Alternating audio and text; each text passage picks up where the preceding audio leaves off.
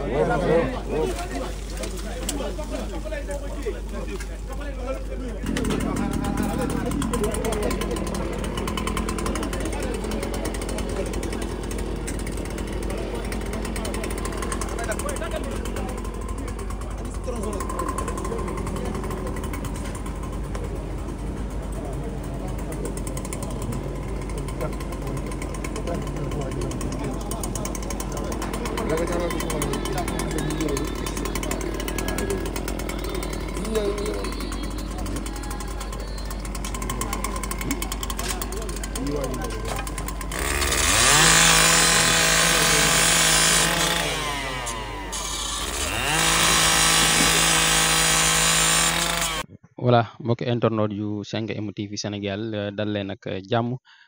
tey ji nag ñi ngi fi nga xam ne rek moo di ci diwaanu Touba ñëwati fi rek ndax tiis wi nga xam ne kon daan na fi am tey jile ginnaaw ñu yeewoo li nga xam ne rek moo di naqar wu metti ginnaaw bâtiment bi nga xam ne kon dafa daal di daanu ba ñu ngoy liggéey noo peegul comme rek li nga xam ne kon nemmeeku woon nañ ko foofee nga xam ne moo di ca diwaanu garage Daaru benn bâtiment boo xam ne kon dañ ko doon liggéey yëgutoon mu daanu tey jii kon fii ci diwaanu 28 itam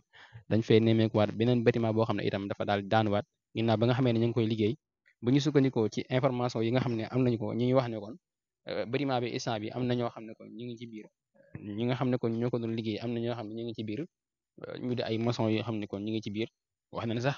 daanaka ñett nit lañu wax ne daanaka lañ nemmeekoo ne ñu ngi ci biir bâtiment bi nga xam ne kon mu daal daanu fii nga xam ne moo di ci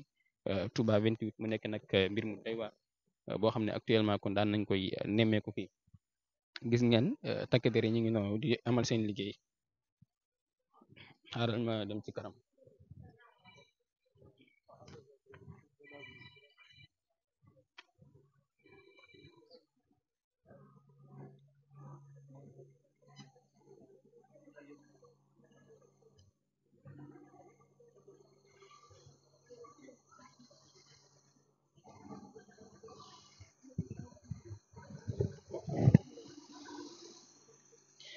gaa yaa ngi noonu di amal li nga xam ne moo di seen liggéey ginnaaw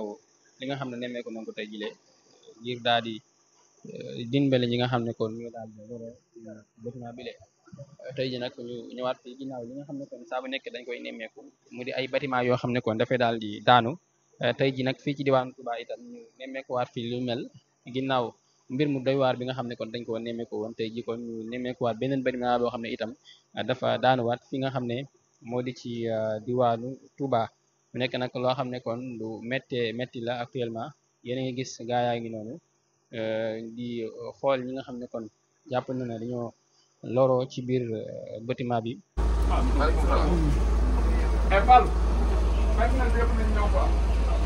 dama ne